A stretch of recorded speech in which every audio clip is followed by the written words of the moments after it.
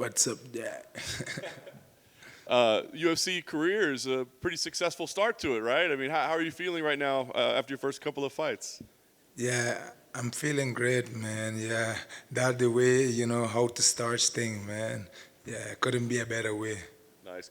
I mean, did it surprise even you, or did you expect like this is the way it's going to go for me?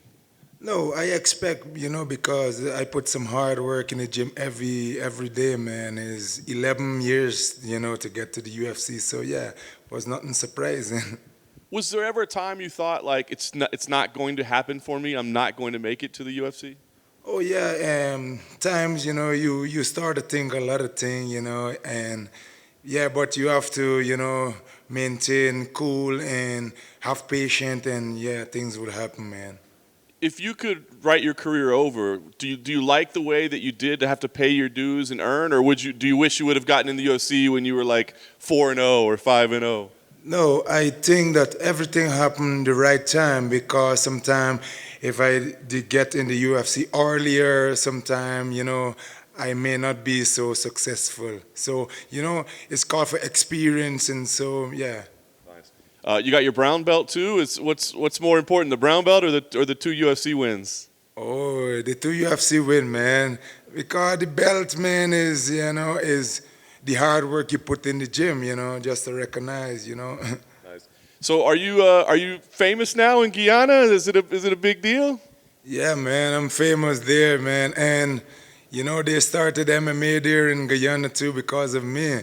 And this year, I feel, last Monday went to the IMF amateur, But I know the result didn't, went the way that they expected, but at least they start, MMA. So really, it's they're just starting MMA now, and basically because of you. Yeah, they start MMA because, yeah, I'm the only fighter from Guyana, so, a lot of kids, they look up to me, man, and it could be a life changing, for them too. Is that important for you to kind of be a role model and maybe be an example to people like that? Oh yeah, yeah.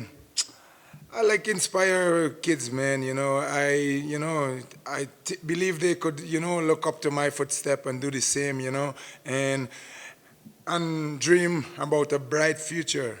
Very cool. All right, let's talk about this fight. They give you the undefeated Shavkat Rakhmonov, the prospect. What did you think when this was the name? Did you know who he was, and were you surprised this was the matchup?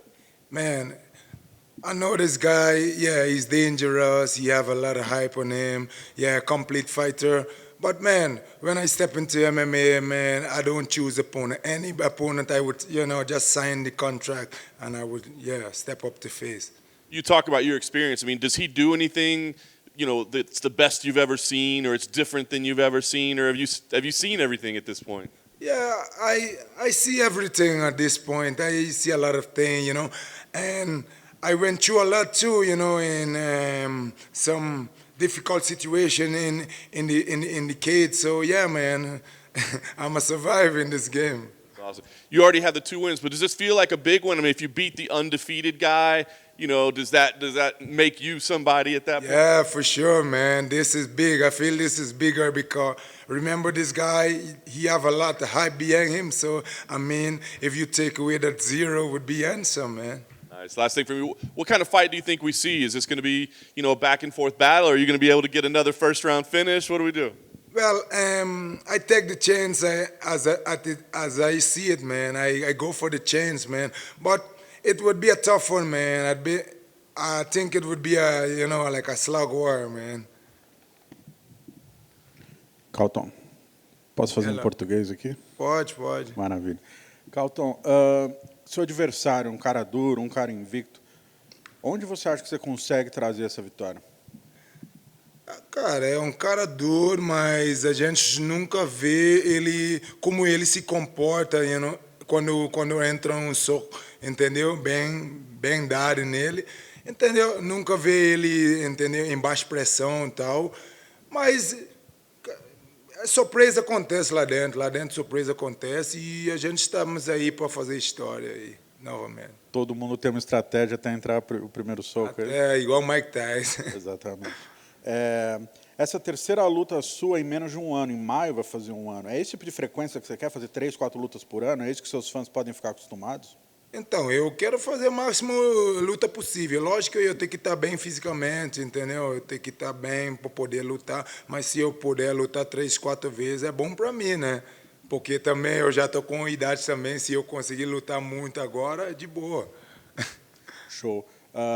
No Brasil, a gente sabe, através do Marcos Cromado, da sua equipe, a gente sabe da sua história também. O quanto que entrar no UFC mudou a sua vida, não só de reconhecimento, mas até financeiramente falando.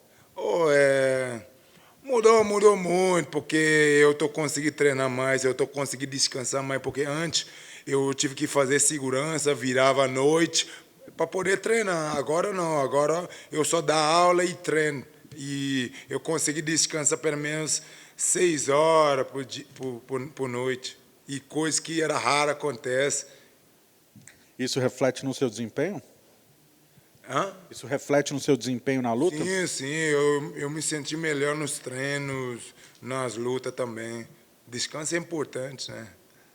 Show de bola. Para finalizar, então, os fãs que vão ver a sua apresentação nesse fim de semana, os fãs brasileiros, você vai entrar representando também o Brasil? Você conta com o apoio da torcida brasileira? Lógico, eu conto com a torcida de Brasília. Lá é onde tudo começou, entendeu? Lá abri as portas para mim, então a galera sempre está mandando aquela energia positiva e eu conto com a torcida brasileira, né? Se puder, então, mandar um recado para os fãs, vão ver esse vídeo no Brasil, por favor. Falei, rapaziada do Brasil, ó, não perca sábado, entendeu? Vai ser faísca, vai sair faísca no octógono, valeu? Conta com a torcida de touro, não perca. Segura no teu poltrona.